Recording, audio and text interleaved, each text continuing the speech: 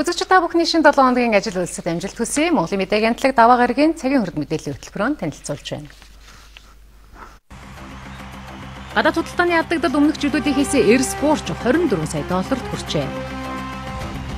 2015 онд татварын хэмжээг нэмэгдүүлэхгүй байх ёстой гэж Улсын их хурл дахь ардчилсан намын бүлэг мэдэгдээд байна. Улсын их хурл дахь Монгол Ардын намын бүлгийн хувьд татвар нэмэгдүүлэхэд чиглэсэн хуулиудын төслөө засгийн газар татаж авах хэрэгтэй гэсэн байр суурьтай байна. Шударга өрсөлдөөн хэрэглэгчийн төлөө газар маргааш банкудтай шүүгтэнэ. Хөгжлийн банкны санхүүжилтээр нийслэлийн хэмжээнд 1 их найд төгрөгийн бүтээн байгуулалтыг хийжээ. Хонконгийн ерөнхий захирагч албан тушаалаас огцорхгүй гэдгийг мэдээллээ.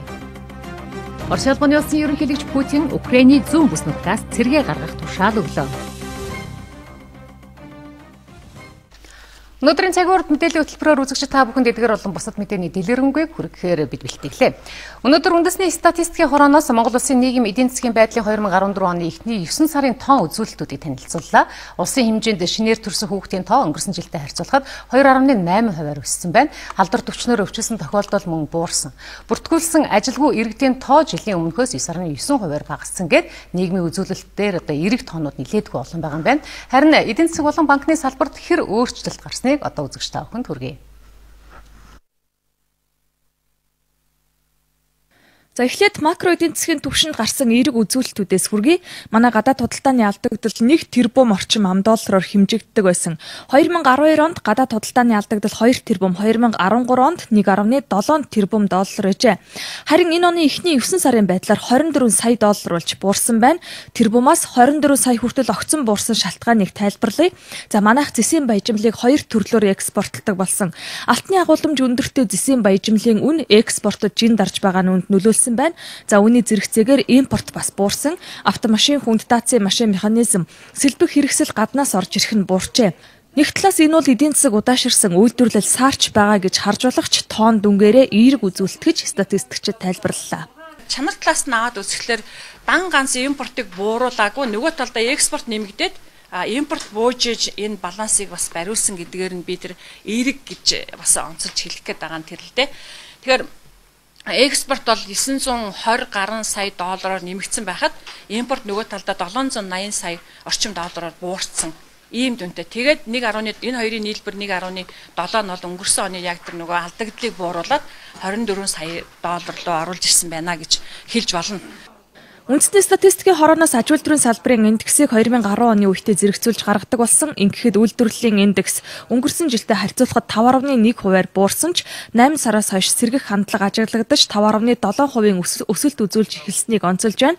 За харин өргөн эрхлээний бараа үйлчилгээний үн өнгөрсөн сараас 1.7%-аар оны эхнээс 8.5%-аар өнгөрсөн жилдээ харьцуулахад 13% өссөн дүнтэй байгаа юм.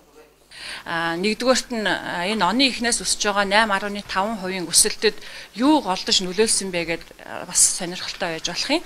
Тэгээ ерөөсө 50% нь болохоор хүнсний бараа бүтээгдэхүүний үнийн өсөлт, мөн түнчлэн хувцас гутлын бараа бүтээгдэхүүний үнийн өсөлт бол ер нь 8.5% өсөлтийн тал хувийг нь бол эзэлж байна. Үлдэж байгаа 50%-аас 30 орчим хувийг нь болохоор боловсролын үйлчилгээ, тээврийн үйлчилгээ, за дээрэс нь орон сууц түвшний бүлгийн үйлчилгээнүүд эзэлж байгаа юм. Харин банк санхүүтэй холбоотой тоонуудаас хүргэхэд хугацаа хэтэрсэн зээлийн өрийн үлдэгдэл 311 тэрбум төгрөг болж өнгөрсөн оныхоос 3 дахин нэмэгдсэн байна. Харин банкнд хадгаламжийн хэмжээ 31%-аар өсжээ. Тэр дундаа валютын хадгаламж өссөн байна. Хадгаламж өсөж байгааг хүмүүс бизнес хийхээсээ илүү мөнгө хадгалах сонирхолтой болсон бизнесийн тогтворгүй орчинтой холбоотой гэж нэг талаар үздэг. Харин нэгдсэн төсвийн зарлага эргэж төлөх цэвэр зээлийн хэмжээ 4 их найд 504 сая төгрөг болж өнгөрсөн оныхоос 10.7%-аар нэмэгдсэн байна. 2015 онд татвар нэмэгдүүлэхгүй байх ёстой гэсэн байр суурь улсын их хурлаар арчилсан намын бүлгийн удирдлага илэрхийлээд байгаа. Мөн засгийн газрын гишүүдийг үндсэн хууль болон бусад хуулийн хүрээнд томилох шаардлагатай гэж бүлгийн гишүүд үзсэн байна. За засгийн газар 2015 оны улсын төсвийн төсөл болон орон нутагт төсвийн эрх мэдлийг шилжүүлэхтэй холбогдсон зарим хуулийн төслийг улсын хурлд өргөн мэдүүлээд байгаа юм. Тухайн хуулиудыг улсын хурал баталсан нөхцөлд татвар тогтоох, зарим төрлийн татварыг нэмэгдүүлэх хэсэг шийдвэрийг гаргах эрх нь орон нутагт шилжинэ. Гэхдээ иргэдийг татварын дарамтанд оруулахгүй байх ёстой гэж улсын хуралд харилцсан намын бүлгийн удирдлага мэдгдлээ. Бидний байр суурь хэвээр байгаа. 2015 онд төсвийн хүндрэлтэй энэ он жилд аливаа нэгэн татварыг нэмэхгүй гэдэг байр суурь бол хэвээр байгаа. Энд ямарваа нэг өөрчлөлт гарахгүй. Бид энэ орон нутгийн эрх мэдлийг шилжүүлэх татварын зохицолтон дээр үнэхээр энэ асуудлууд иргэдийн болон ард иргэдийн нуруунд дээр дарамт үүсгэхээр байвал энэ татвараас татгалзах ч гэсэн бэлэн байгаа. Тэгвэл орон нутгийн эрх мэдлээ яах вэ гэдэг асуудлыг бид нар давхар шийдэж явах учраас сангийн ямагч бид сонсон, нийслэлийгч бид сонсоё гэсэн ийм байр суурьтай байгаа. Улсын хурал засгийн газрын бүтцэд өөрчлөлт оруулсантай холбогдуулан ерөнхий сайд зарим салбарын сайдыг томилуулах саналаа улсын хуралд өргөн мэдүүлэх юм.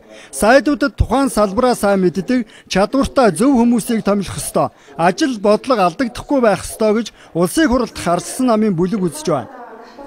10 сарын 8-ны өдөр ерөнхийлөгч бүлгийн дарга нарыг урьж мэдээлэл солилцсон байгаа. Би энийг бол биднийг урьж мэдээлэл солилцсон гэж ингэж ойлгож байгаа.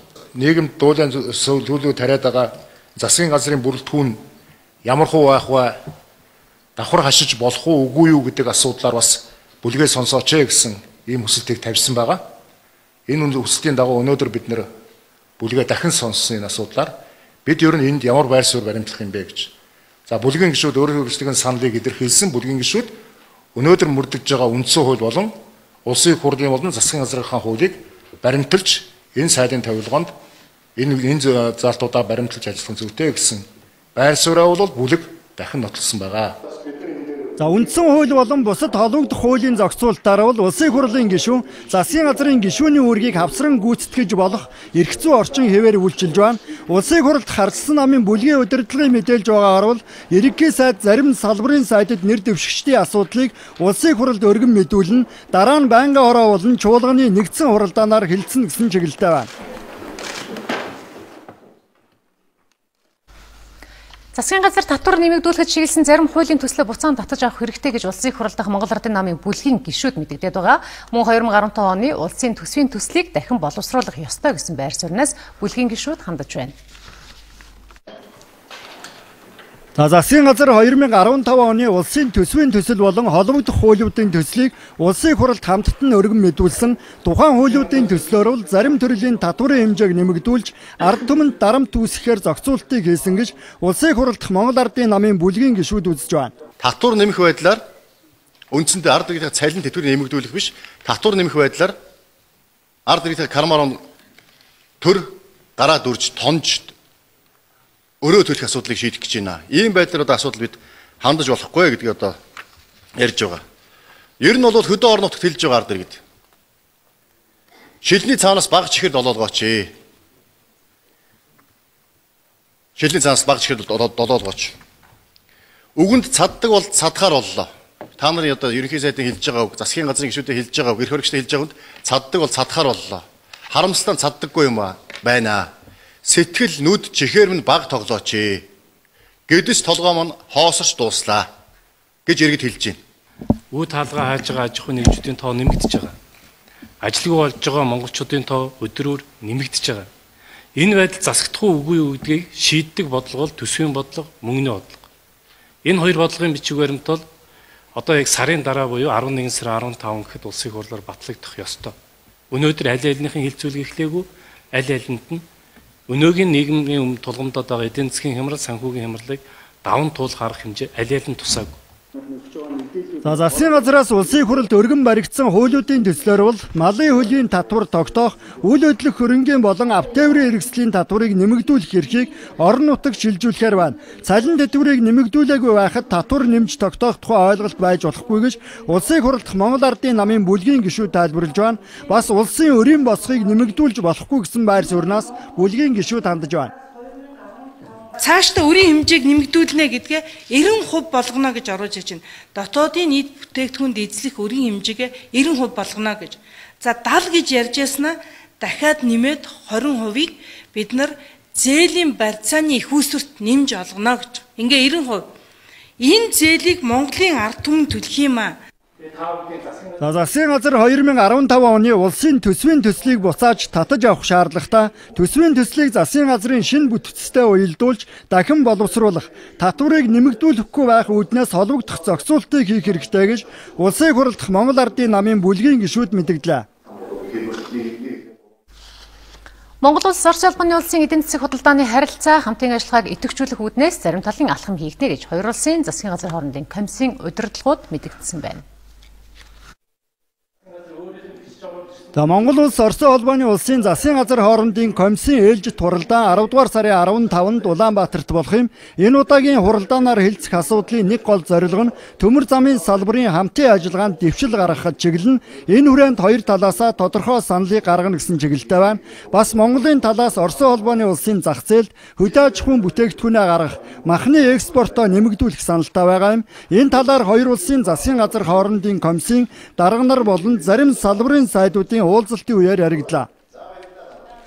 Бид энэ дээр нэг зүйлийг сая би бас онцлон тэмдэглэж хэлээ. Та нар 60 сая малтай гэж ярьж байгаа. Гэхдээ 60 сая малны чинь ерөөсө 10% нь адуу өхөр шүү. Зөвхөн адуу өхөр хоёрыг мах авнаа гэдэг ингэх юм бол манай махны одоо эрэлт хэрэгцээ юу нийлүүлэлт бол тийм их хэмжээгээр байж чадахгүй. Тийм учраас та нар хонь одоо ямааны махан дээр авах чиглэлээр онцгойлон анхаар өөрсдийнхөө одоо юу гэдгийг өөрсдийнхөө саналыг их тодорхой хэлээч гэж ингэж одоо санал гаргалаа. Конечно, мы заинтересованы в развитии. Бидний хувьд Монгол дахь төмөр замыг хөгжүүлэх, Улаанбаатар төмөр замыг шинчлэх асуудлыг хэлэлцэх сонирхолтой байна. Энэ хүрээнд төмөр замын шинэ чиглэл бий болгох, орчин үеийн мэдээлэл харилцаа холбоог хөгжүүлэх, Монголын нутаг дахь томоохон ашигт басмалын орд газруудад төмөр замыг хөгжүүлэх сонирхолтой байгаа. Бас тээвэрлэлтийн дамжуулан өнгөрөх Монгол улсын болцоог ярих сонирхолтой байна гэж Монгол улс Орос улбаны улсын засгийн газар хоорондын комиссийн Оросын эсхийн дарга хэлж байна. На самом деле широкий спектр. Монгол Оросын засгийн газар хоорондын комиссийн ээлжид хуралдаанаар олон салбар чиглэлийн асуудлуудыг хөндөж ярилцсан. Гол зорилго нь хоёр улсын эдийн засаг худалдааны хамтын ажиллагааг идэвхжүүлэх, шат ахиулахад чиглэнэ гэж талууд үзэж байна.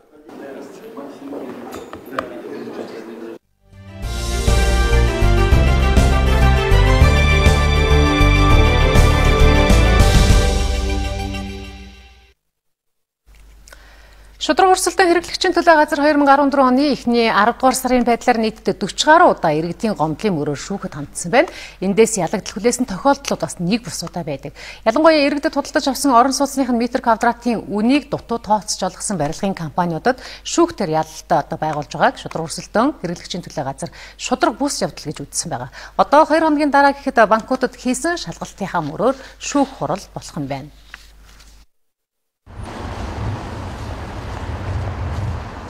Арилжааны банкуд олгож байгаа зээлийнхээ тэг 125-аас 1% тэнцэх хэмжээний мөнгийг зээл олгосны хураамж гэж авдаг.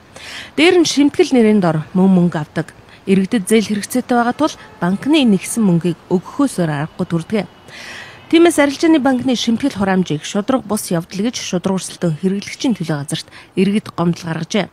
Тус газраас арилжааны банкудад шалгалт хийж үзээд иргэдээс зээлийн хураамж шимтгэл нэрийн дор гаргаж байгаа зардлаасаа хэд дахин өндөр мөнгө төлбөр авдаг болохыг нь тогтоосон байна. Харин банкуд шудраг өрсөлдөөн хэрэглэгчийн төлөө газрын эсрэг шүүхэд гомдол гаргажээ. 1 тэрбум төгрөгийн зээл өгөх, 2 тэрбум төгрөгийн зээл өгөхийн хооронд одоо аль алинаас 1% шимтгэл авахлаар нэгнээс нь 10 сая, нөгөөдгөөс нь 20 сая төгрөгийн шимтгэл авчиж байгаа. Иймэрхүү хэмжээний зөрөөтэй тийм одоо ажил тухайн банкудаас гардаг гэдэг итгэл үнэмшил надад бодох одоо жирийн иргэнтч байхгүй шүү дээ. Тийм учраас иргэд гомдол тавьсан болов уу гэж би ойлгож байна. Энийг үзлээд бид нар албан шаардлага хүргүүлсэн арилжааны банкудад арилжааны банкуд харин нэг хүлээж авахгүй гэж одоо шүүхт хандсан байгаа. Тэгэхээр 10 сарын 15 гэдэг бол энэ 7 хоногт одоо 2 өдрийн дараа яг одоо энэ манай тавьсан шаардлагатай холбоотой шүүх хурал оролдох гэж тав нарсан. Ийм үед барилгын компаниудын талд шийдвэр гаргасан шиг шүүх шудраг усаар шүүхгүй байхаа гэж шудраг өрсөлдөөн хэрэглэгчийн төлөө газрын дарга хэллээ. Жишээлбэл Тайган Малтай компани асуудлыг шүүх бүтэн 4 сарын турш сонжруулсан. Мөн нөгөө талд илт шийдвэр гаргасан гэж шударга өрсөлдөө эргэлэгчийн төлөө газар үзэж байна. Одоо зөрчил гаргасан тогтоогдсон Голомт банк, Капитал банк, Хаан банк, Худалдаа хөгжлийн банк, Тээвэр хөгжлийн банк зэрэг нийт 13 арилжааны банкудад зөрчлийг арилгах тухай хугацаатай үүрэг даалгаврыг улсын байцаагчийн албан шаардлагаар үүрэг болгоод байгаа юм байна. Энэ жил хөгжлийн банкны санхүүжилтээр нийслэлд 2 их найд гаруй төгрөгийн бүтээн байгуулалтын ажлыг хийхээр төлөвлөсөн байгаа. Одоогийн байдлаар 1 их найд төгрөгийн санхүүжилтийг олгосон байна. Мөн нийслэлийн хэмжээнд экспортыг дэмжиж импортыг орлох 888 төслийн санхүүжилтийн 90 орчим хувь нийцэдтэй очиод байгаа юм байна. Энэ тухай өнөөдөр бүтээн байгуулалтын цагаар мэдээлсэн байна. Хувийн хөгжлийг дэмжиж бидний зах зээлд өрсөлдөх чадварыг нэмэгдүүлэхэд засгийн газраас онцгой анхаарч байгаагийн нэг нь 888 төслийн санхүүжилт. Төслийг 2 хувааж олгож байгаа. Нийслэлийн хэмжээнд 2 тэрбумаас дээш төслүүдэд нийт 80 орчим тэрбум төгрөгийн, 2 тэрбумаас доош төслүүдэд 50 гаруй тэрбум төгрөгийн санхүүжилт олгогдоод байна. Хөгжлийн банкнаас ойрын 2-3 жилийн хугацаанд жижиг дунд үйлдвэрлэлд олгож байгаа зээлийн үр дүн эхнээсээ гарч ирснийг ч талдгаж байна. 2011-12 оноос хойш жижиг дунд үйлдвэрийг хөгжүүлэх сангаар дамжуулж одоо нийтдээ 50 тэрбум төгрөгийн санхүүжилтийг хийж байгаа. Үүнээс бол 40 тэрбум нь нийслэл хотод хэрэгжиж байгаа төслүүдэд оногдож байна. За үүнээс бол 39.2-ыг нь бас төслүүдэд нь олгочихсон байна. За мөн одоо энэ хөдөө аж ахуй хөнгөн үйлдвэрийн 6 салбарын төслүүдийг одоо санхүүжүүлээд явж байна.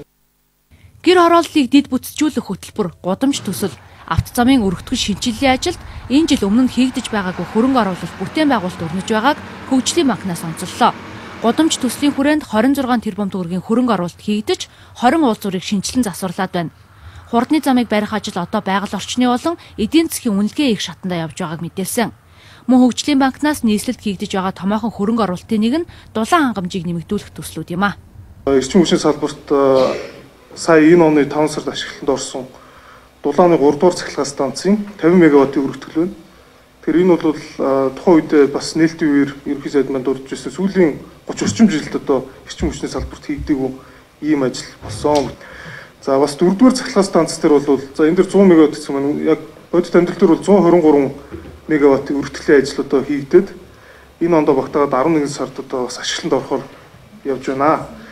За мөн амгалангийн дулааны станц бол бас дуусах шатандаа явж байгаа. Энэ ондоо бас 11-12 сарда ашиглалтанд ороод одоо хүлээлгэж өгөхөөр ажиллаж байгаа. Хөгжлийн банкнаас 700 тэрбум төгрөг гадагшилсан гэсэн мэдээлэл зарим хэвлэлээр гарсан. Энэ бол худал цуурхал болохыг хэллээ. Банкны үйл ажиллагаа сайн шинээр их үүсвэрүүдж орж ирж байгааг мэдээж байна. Чингис бондоос 1.5 тэрбум төгрөг, Самара бондоос 25 орчим тэрбум төгрөгийн санхүүжилт орж ирсэн.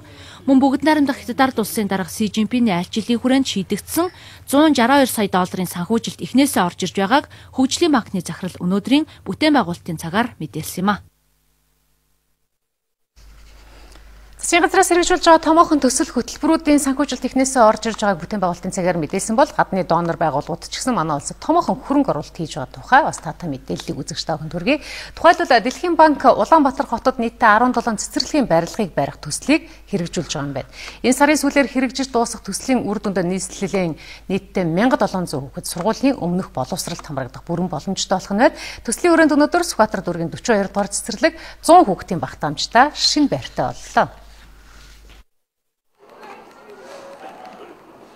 Шинэ цэцэрлэгийн байрыг Канад модон технологиор барьсан байна.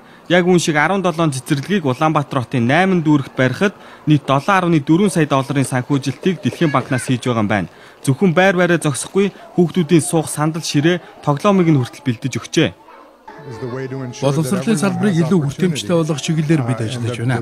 Энэ төслийн хүрээнд Улаанбаатар хотод 17 цэцэрлэг баригдахаас гадна 14 аймгийн 100 орчим сумын сургууль цэцэрлэгийн барилгыг нөхөн сэргээж засварлах ажлыг бид хийж байна. Тус цэцэрлэгийн өмнө нь ашиглаж байсан 2 барилга нь 1961 онд баригдсан. Ашиглалтын хугацаа найлрт дууссан ч одоо хүртэл ашигласан хэвээр л байгаа юм байна. Нийслэлийн хэмжээнд сургууль цэцэрлэгийн хүрэлцээ муу байгаа болохоор энэ байраа засаж тордоод л хэдэн жилдээ ашиглахаас өөр арга байхгүй гэдгийг цэцэрлэгийн удирдлагууд хэлж байлаа. Харин шинээр барьсан Канад технологийн энэ байр нь модон хийцтэй агаар салхи сайн нэвтрүүлэн анги танхимуудад байрлуулсан сандал ширээнүүд нь хүртэл шовх биш дугуй болонтой гээд хүүхдэд эрүүл аюулгүй орчныг шаардлагатай хэмжээнд бүрдүүлж чаджээ. 100 хүүхдийн судалтай цэцэрлэг нэмэгцээр 300 хүүхдийн хүчин чадалтай болж байгаа. Тэгээ одоогоор 420 хүүхэд явж байна. Ерөнхийдөө өмнө нь бол нэг ангидаа нийл 40 гаруй 45 хүүхэд байсан бол одоо нэг 40 орчим хүүхдүүд 37-8 хүүхдээр одоо ангид үргэлт хийгдэж байгаа. Ерөнхийдөө бол сургуулийн боловсролын одоо манай одоо тойргийн хамрагдж байгаа хүүхдийн тоо бол нэмэгдсэн.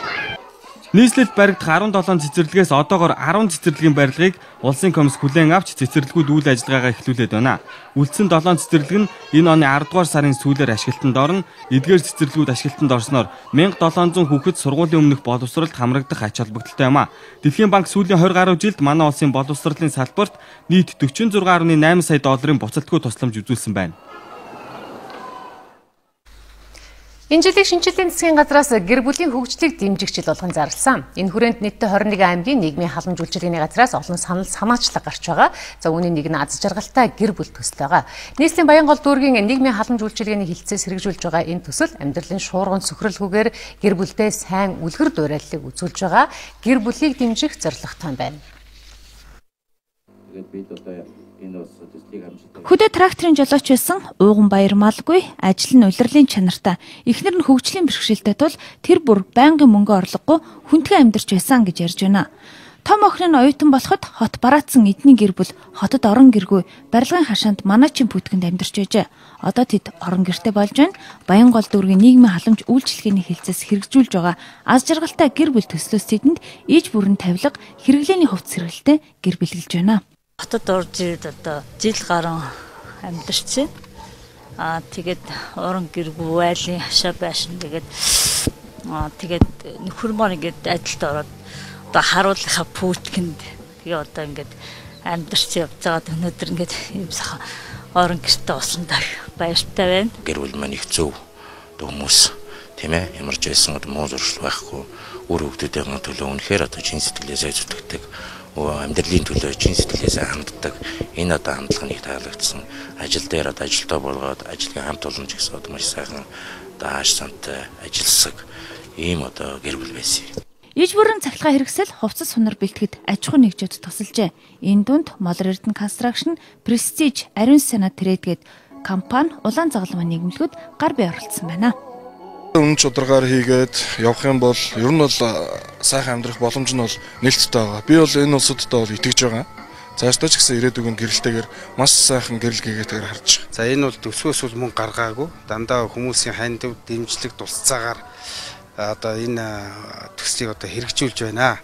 Энэ гэр бүлд архитар суух, өөр хорондоо тайрамжгүй байх зэрэг ямар нэгэн муу зуршил байдаггүй. Тийм ч учраас ийм хүмүүс тусалсандаа баяртай байна гэж энд цугласан хүмүүс ярьж байна. Баянгол дүүргийн нийгмийн халамж үйлчилгээний хилцээс хэрэгжүүлж байгаа аз жаргалтай гэр бүл төсөл орон гэргүй зорилттой бүлгийн өрхийг ажилтай, орлоготой, орон гэртэй болгоход нь тусалдаг юм байна.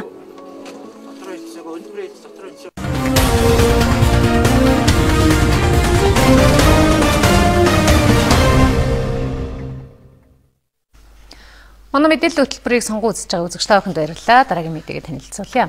Ус цагуур орчны хүрээлэнгээс энэ өвөл олон жилийн дундажаас ахиу хэмжээний цас унана гэсэн сэрэмжлүүлгийг мал аж ахуйн салбарынд өгч байгаа. Өвлийг өнтөд авах бэлтгэлээ хангаж байгаа гэсэн мэдээллийг орон нутгийн удирдлагууд өгсөн байна. Үйлдвэр хөдөөж ахуйн яамны мэдээлж байгаагаар энэ өвөл улсын хэмжээнд 50 сая толгой мал өвлжих бэлтгэлийг аймаг орон нутгийн хэмжээнд базаах юм байна. За энэ жилд нийт нутгийн 40 орчим хувь нь гандуу, 5% нь гантай, ургамлын гарц муутай намартай зодлгсон. За ялангуяа говийн аймагуудад өвөл хатуухан болж болцсохгүй байна хэмээн ярьж байна. Ерөнхийдөө аймгийн өвлжилтийн хувьд бол манайхаас өвлжилт хүндрэх янзтай байна. Эрт борошоод тэгээд манай баруурдлын хатун хөвсгөл Улаанбаатарх, Мандах, сайхан талаан Далан жаргал ингээд бараг нийт газар юуны нийт аймгийн одоо 7-8 сумд бол өвлжилт хүндрэх төлөвтэй. Орон нутгата нийт мал сургийнхээ одоо нэг 50 орчим хувийг өвлжүүлэх боломжтой гэсэн мэдээ биднэрт холбогдох газрууд нь ирүүлэл байгаа. Аранга аймагт бол Аранга аймгийн төвшөөрөл сумд улсын нөөцийн газар байдаг. Тэгэхээр өнгөрсөн жил бол одоо өнгөрсөн жил бол ерөнхийдөө улсын нөөцийн өвс тэжээлийг бол ерөнхийд нь ихэнх нь одоо боломжтой үнээр нь малчлаад өгсөн гэж ингэж бодож байгаа. За энэ жилийн хувьд нэлээд одоо баруун бүс аймгийн баруун бүс нутгийн нөөцийн агуулга гэдэг утгаар нь нэлээд одоо татан авалт болон хангалтыг хийхээр одоо тендерүүд нь зарлагдсан байсан. Одоогийн байдлаар бол ерөнхийдөө дуусаагүй байна. Татан авалтууд нь хийгдэж байна гэсэн ийм одоо ойлголттой байна. Монгол улсын нийт бэлчээрийн 7 орчим хувийг аймаг дундын отрын бүсэд авдаг. Бэлчээрийн ургамлын гарц муу ганду байгаа аймаг сумдын малчтаас тухайн орон нутгийн үйлдвэр хөдөө аж ахуйн газар болон сумдын мал эмнэлэг үржлийн тасгуудаар дамжуулан захиалга авч үйлдвэр хөдөө аж ахуйн яам, байгаль орчин ногоон хөгжлийн яам, хил хамгаалах ерөнхий газартай хамтраад аймаг дундын отрын бүс нутгуудад малчтыг өвлжүүлэх бэлтгэлийг хангаж байгаа юм байна. За 10 дугаар сарын 3-ны өдрийн байдлаар орон нутгийн аюулгүй нөөцөд 29.6 мянган тонн өвс, 13.8 мянган тонн тижэл бэлтгэхээс 10,000 тонн өвс, 1020 тонн тижэл бэлтгэсэн байна. За тал хувьдаа ч өрөхгүй байгаа аюулгүй нөөцийг бүрдүүлэхэд сум орон нутгийн зүгээс анхаарч ажиллах шаардлагатай байгааг дээрх тоон үзүүлэлт харуулж байна.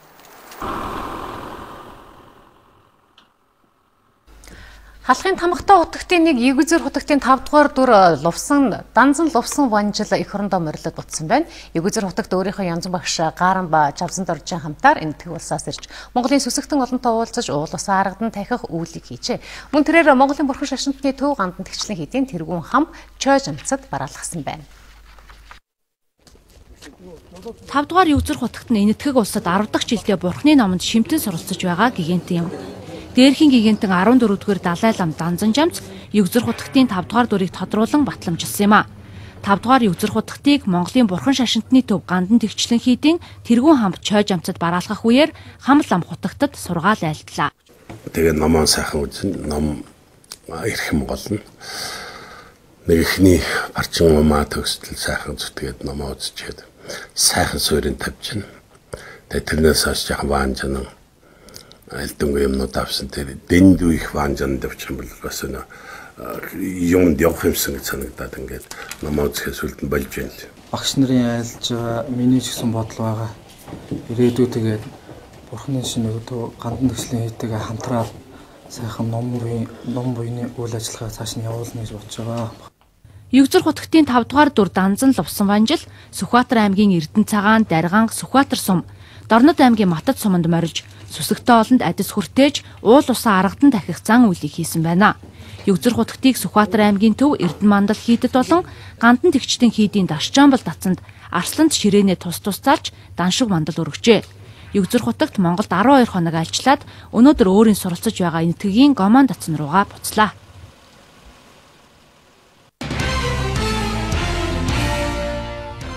Уулуурхай нефт архи тамхи өөрөн телефоны салбараас бусад чиглэлд ажилладаг жилдээ 1.5 тэрбум хүртэлх төгрөгийн борлуулалтын орлогот аж ахуй нэгжүүдэд 1% татвар ногдуулдаг болох саналыг Улсын хурал дахь Монгол Ардын намын бүлгийн зарим гишүүд гаргаж холбогдох хуулийн төслийг Улсын хурал өргөн мэдүүлээд байна.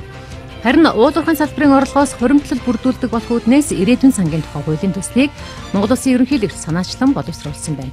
Мөн эрдэс соёлын салбарын ил тод байдлын тухай хуультай болох саналыг засгийн газар Улсын хуралд гаргаад байна. Дэлхийн уур амьсгалын өөрчлөлт, азууны давхаргын цоорол, дулаарал зэрэгт Монгол улсын нөлөөлөл ямар байгааг олон улсын аргачлалаар тогтоох гэж байна. Монгол улс хичнээн хэмжээний хүлэмжийн хий ялгаруулж хичнээн хэмжээний хийг өөртөө шингээж байгаа вэ гэдгийг өмнө нь тогтоодог байсан. Гэвч энэ нь олон улсад хүлээн зөвшөөрөгдөх тооллого байгаагүй тул энэ жилээс эхлээд хүлэмжийн хийн тооллогыг олон улсын аргачлалаар зохион байгуулах гэж байна. Манай улс 2012 онд 20 сая тонн хүлэмжийн хий ялгаруулж байна гэсэн судалгаа гарсан. Ийм судалгаа тооллогыг олон улсын аргачлалаар жил бүр зохион байгуулж хүлэмжийн хийг багасгах ажлаа тайлагнах шаардлага тулгараад байна. Монголын үндэсний олон нийтийн радио телевиз, Монгол улсын ерөнхийлөгчийн хамгийн газар, Шинжлэх ухааны академийн харьяа үндэсний хөгжлийн хүрээлэнтэй хамтран ажиллахаар болж байна. Үндэсний хөгжлийн хүрээлэн нь эдийн засаг нийгмийн хөгжлийн судалгааг онод арга зүйн өндөр түвшинд гүйцэтгэж, төр захиргааны төв байгууллагыг шинжлэх ухааны үндэслэлтэй бодлогын зөвлөмжөөр хангах зорилго бүхий эрдэм шинжилгээний байгууллага. Тус хүрээлэнгээс гаргасан нийгэм эдийн засгийн хөгжлийн судалгаанд тулгуурласан мэдээ нэвтрүүлгүүдийг Монголын үндэсний олон нийтийн радио телевиз хийхээр зорж байна. Цаатан түмний аж амьдрал өвөрмөц ёс заншлыг харуулсан нэгэн уран сайхны кино Тун удахгүй дэлгэцнээ гарах гэж байна. UBS телевизийн шинэ уран бүтээл Содура уран сайхны киног өнөөдөр уран бүтээлчд нь сэтгүүлчдэд танилцууллаа. Хордол цардгийн их уулс цэцэгт нуур хөвсгөл далайгээд Монгол орны хамгийн үдсэглэн төгс газар Содура уран сайхны киноны зураг авалт хийгдсэн. Өвлийн хасах 40 хэмээс эхлээд жилийн 4 улиралд Содура киноны зураг авснараа онцлогтой. UBS телевизийн бүтээл Содура кино энэ сарын 17-нд нээлттэй хийнэ.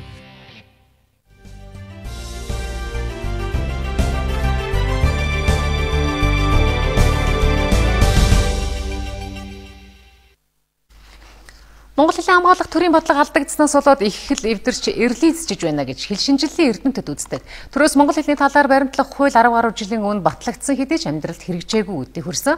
Харин одоо их хэлний тухай шинэ хууль батлах гэж байгаа нь сайн хэрэгэ гэж тэд үзсэн байна. Монгол Хэлний хамгаалах бодлогыг ерөнхийлөгч хариуцаж тулгамдсан олон асуудлуудыг шийднэ гэж хүлээж байгаа. Тухайлбал нэр томьёоны бодлого алдагдсанаас болоод хэн дуртай нь нэр томьёо зохиодог, мөн одоо хинийхэн зүв буруу болох нь мэдэгддэггүй, замбраагүй олон асуудал үүсэж байгааг тэд бас хэлж байсан. Үндэсний аюулгүй байдлын нэг баталгаа бол Монгол хэл за түүний нэр томьёо мөн гэж үзээд анх 1924 онд улсын нэр томьёоны комисс байгуулагжээ. Нэр томьёоны комисс сайд нарын зөвлөлийн харьяанд ажилладаг, тухайн үеийн нэр хүндтэй эрдэмтэд багтдаг байсныг хэлж байна. Тэр үед тухайн одоо аргаах ухаан гэдэг юм уу бүхэл бүтэн байгууллага салбар дээр бүхэл бүтэн ажлын хэсэг гараад оруулж ирсэн нэр томьёогоо энэ комиссаар баталгаажуулдаг байсан. Одоо бол тийм. Одоо бол хэн дуртай нэр томьёо зохиож байна. Хэн дуртай одоо нэр томьёо одоо хувилбартай болж байгаа, нэгэн мөрөш болж байгаа, шинжлэх ухааны үндэслэл муутай байна гэдэг чинь ганцаараа хариуцлагагүй хийсэнтэй холбоотой шүү дээ. Зөв тогтсон нэр томьёо байхгүй бол хүний амин чөрч болно. Өвчин тахалж гарч болно. Яг л ямар гэдэг өвчнийг яад дарахыгаа ойлгохгүй тэр хийж харахгүй. Тэмцээн нь маш чухал асуудал. За өнгөрсөн 12 жилийн хугацаанд өөр хоорондоо зөрчилтэй 50 гаруй нэр томьёоны тойлогчид гарчээ. Энэ нь нэр томьёоны нэгдсэн бодлого алдагдсан их гэж үзэж байна. За хуулиар бол төрийн хэлний зөвлөл нэр томьёог нэгтгэх ёстой. Гэтэл төрийн хэлний зөвлөл хүртэл эрдэмтдийн баг байхгүй, аль яамд хариалагдах нь тодорхойгүй, за ажиллах эргэцэн орчин ойлгомжгүй байгааг хэлж байна. Монгол маягаар оноогоод өгөх эрдэмтдийн хомсдол болчиход байна шүү дээ. Сайн эрдэмтэд байхгүй болчихсон. Тийм үү? Нэгдүгээр. Хоёрдугаарт төрийн бодлого нь яагаад томсдож байна вэ гэхлээр анханасаа гаргасан хууль маань тийм байдалтай. Нэг ойлгомжгүй. Үгүй ядахна хэлний манаа зогсож байх тэр харуулуудынхаа ухаанд харьяаллыг нь хоёр хаваагаад хайчихсан. За Монгол хэлэнд 150 мянган гаруй нэр томьёо байдаг гэж шинжлэх ухааны актаа мэдээлдэг. Энэ тог 500 мянга холд авсан ч гэж зарим эрдэмтэн үздэг. За үнэн дээр хэн дуртай нэр томьёо зохиож байгаа учраас тоолох хэцүү. Энэ асуудлыг хуулиар зохицуулах ёстой гэж үзэж байна. Монгол хэлний хуулийг батлагдаас түргэн одоо энэ нэр томьёо болон бусад сая хэллээ байгууллага албан газрын нэрээс нэг хаягаас ахуулаад нэг жигдлээсэй л гэж бодож байгаа. Өнөөдөр бол гадны нэр томьёог бид нар бол ерөөсөө гадаадын хүмүүс таалагдах гэж байгаа мэтэр авах нь бол түгээмэл үзэгдэл болжээ. Бид одоо үгээд овчилж чадхаа байж. Тийм учраас цаашид одоо удахгүй их хэлний тухай хууль гаргаж нэр томьёог бараг нэг жижигхэн агентлгийн хэмжээнд байлгая гэж ярьж штэ нэр томьёо. Энэ маш зүйтэй санал. Хэрэг болцоо боломжинд бүрдүүл энийг хийх ёстой. Монгол хэлний тухай шинэ хуулийн төсөл улсын хурлын энэ намрын чуулганаар хэлцэгдэнэ. За хууль батлагдаж Монгол хэлээ хамгаалах ажлыг Монгол улсын ерөнхийлөгч хариуцаж нэр томьёоны нэгдсэн бодлоготой болно гэсэн хүлээлт эрдэмтдийн дунд байна. Сүүлийн үед нийслэл хотод Канген ус гэдэг нэр хаяг ихээхэн үзэгдэх болсон. Олон хэрэглэгчид энэ усны шинж чанарын тухай мэдээлэл хомс байгаатай холбогдуулаад Япон улс дахь тоног төхөөрөмж нийлүүлэгч компаниас өнөөдөр мэдээлэл хийлээ. Тэд тоног төхөөрөмж нийлүүлдэг болохоос ёонжуулсан ус зардаггүй гэдгийг мэдэгдсэн байна. Амьд ус зарж байна. Энэ усыг уул ямар ч өвчөө эдгэрнэ гэж одоогоос 10-ад жилийн өмнө нэг хүн литр усыг 2000 төгрөгөөр борлуулж байсан. Шинжилж үзэхэд иргэдийг хуурч мэхэлж байсныг тогтоосон түүх бидэнд бий. Харин одоо хаасаагүй Канген ус гэх үг амнаас амдамжин хэлцэгдэх болжээ.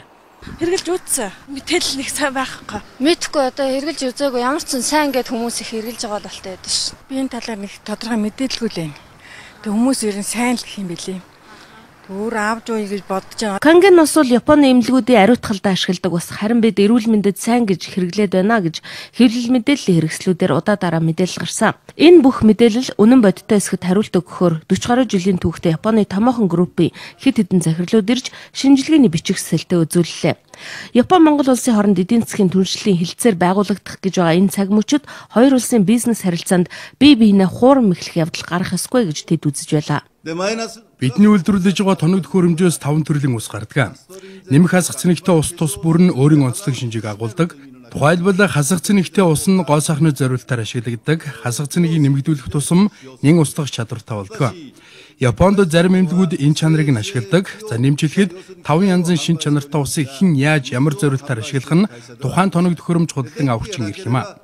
Бид ус биш тоног төхөөрөмж худалдаалдаг гэдгийг дахин хэлээ. Манай тоног төхөөрөмж Японы эрүүл мэндийн халамжийн яамнаас ангаах ухааны бүтээгдэхүүн үйлдвэрлэгчдэд олгодог чанарын стандартаар баталгаажсан. Дэлхийн 30 гаруй улсад бүтээгдэхүүнээ борлуулдаг Energy компани Монголд 723 ширхэг ус цэвэршүүлэх тоног төхөөрөмж заржээ. Ер нь канген усыг шууд тоног төхөөрөмжөөс нь хэрэглэхэд илүү үр дүнтэй. Учир нь нарны гэрэл туссан үед усан дагуулгадах ёстой шинж чанар алдагддаг юм байна. Харин монголчууд усыг нь савлан зарж бизнес болгон худалдаалж байна гэж тэд үзэж байгаа юм байна. Тиймээс Монголд дэлгүүр худалдааны газруудад зарж байгаа канген усны аюулгүй байдал үнэн бодит эсэхэд ямар нэгэн хариуцлага хүлээхгүй гэдгээ мэдэгдэж байлаа.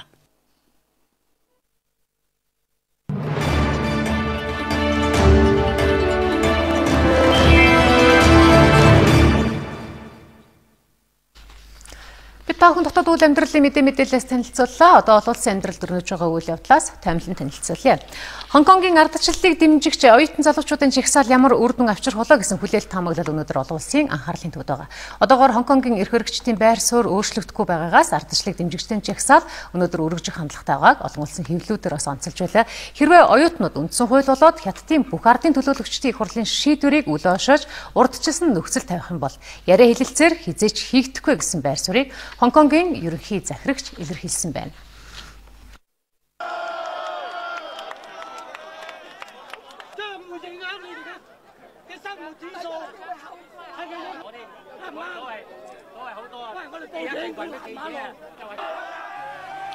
Аз ТV-ийн санхүүгийн төв болон хөгжсөн Хонконг өнөөдөр ардчлалыг дэмжигч залуучуудын тэмцлийн талбар болж байна. 2-7 хоногийн өмнө эхэлсэн ардчлалыг дэмжигч оюутнуудын жагсаал өнөөдөр Хонконгийн эдийн засагт маш ноцтой эрсдэл учруулж их газрын хятадын өсрөнгүй эдийн засгийн сүүдэрт тис жүлдгүү гэдэг амаргүй сонголттой тулгараад байгааг ажиглагчид сануулж байна. Жагсагчдын гол шаардлага нь 2017 оны сонгуулиар ерөнхий захирагчаа сонгох эрхийг нээлттэй болгох. Өөрөөр хэлбэл 1997 онд Хонконг хятадын харьяанд очих үеэс хэрэгжиж эхэлсэн үндсэн хуулинд өөрчлөлт оруулахыг шаардж байна. Гэхдээ Бээжин Хонконгод бусад бүх нутгаас илүү эрх чөлөөтэй байхыг зөвшөөрдөгч энэхүү тусгай захиргааны бүсийн удирдлагыг ард иргэдэд нь өгөхийг хүсэхгүй байгааг ажиглагчид тэмдэглэдэг юм а. Өнгөрсөн 7 хоногт Хонконгийн засаг захиргаа жагсагчдын хооронд албан ёсны яриа хэлэлцээний тов зарлагдсан ч талууд хэлэлцэх гол асуудал дээр тохирч чадалгүй хэлэлцээг цуцалсан. Нэг үгээр хэлбэл аль аль талынхаа шаардлагыг хоёр тал хүлээж авааг. Өчигдрөл гэхэд Хонконгийн ерөнхий захирагч Льюн Чунгийн албан тушаалаас огцорох нь засгийн газар болон ардчлалыг дэмжигчдийн хооронд үүссэн улс төрийн маргааныг шийдэх шийдэл болж чадахгүй гэж үзээд албан үүргээсээ огцорохгүй гэдгээ мэдгдлээ. Оросын холбооны улсын ерөнхийлөгч Владимир Путин Украины зүүн хилийн бүсээс цэргээ гаргах үүргийг холбогдох хүмүүстээ өгсөн байна. Өөрөөр хэлбэл Оросын төрийн тэргүүн Ростовын бүс нутагт цэргийн сургуультаа бүрэн дуусгаад цэргээ гаргах тушаалыг өнгөрсөн Бямбарагт гаргажээ. Тус цэргийн сургуулалтанд айрмын 17 мянган бие бүрэлдэхүүн оролцсон гэж Оросын холбооны улсын ерөнхийлөгчийн ажлын албанаас мэдгдсэн байна. Энэ 7 хоногт Италид болох Аз Европын дээд хэмжээний уулзалтын хүрээнд ерөнхийлөгч Путин Украины ерөнхийлөгч Петр Порошенкотой уулзалт хийхтэй холбоотойгоор Орос Украины зүүн хилээс цэргээ гаргах тушаалыг гаргалаа гэж ажиглагчид харж байна. Украины засгийн газар болон Оросыг дэмжигч салан тусгаарлагчид 9-р сарын 5-нд гал зогсоох гэрээнд хүрснээс хойш Оросын олон тооны цэрэг хилийн бүсэд байрлаж байсан юм а. Ийхүү цэргээ эргүүлэн татах шийдвэр гаргасан нь Путин Украины зүүн бүсийн хурцтмал байдлыг намжаахыг хичээж байгаагаа харуулах нэг хэлбэр юм а гэж зарим ажиглагчид дүгнсэн байна.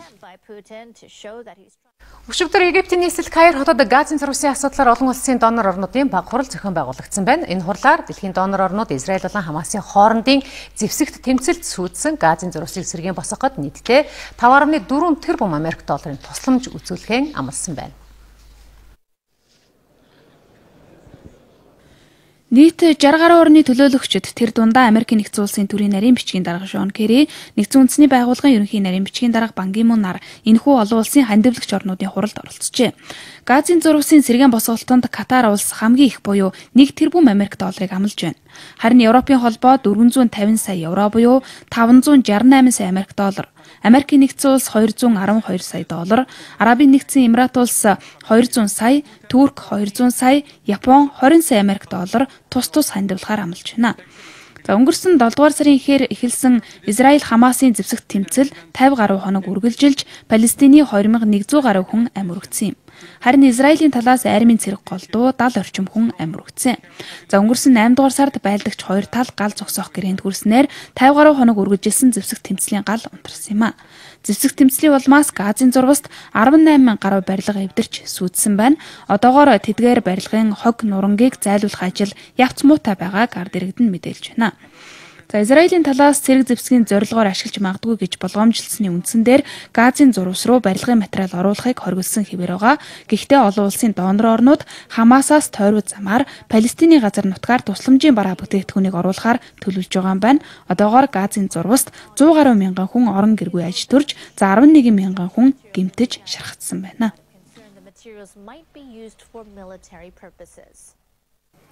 Бүгд найрамд Хятад ард улсын төрийн зөвлөлийн ерөнхий сайд Ли Кэцян Оросын холбооны улсад албан ёсны айлчлал эхлүүлж байна. Өнөөдөр Орос Хятадын засгийн газрын тэргүүнаар уулзалт хийж, за хоёр талын харилцааг тэлэх зорилготой худалдаа, эрчим хүч, банк санхүүгийн 30 орчим гэрээнд гарын үсэг зурх юм байна. Тэдгээр гэрээний дунд худалдааны гэрээ хилэлцээрүүд түлхүү байгаагаас эрчим хүчний хамтын ажиллагааны салбарын гэрээ зөнхөлж байгааг Оросын Нетарта агентлаг онцолжээ. Тэр дундаа 400 тэрбум Америк долларын өртгөөр хэрэгжих байгалийн хамтын ажиллагааны засгийн газар хоорондын гэрээг олон улс ихээхэн онцолж байна.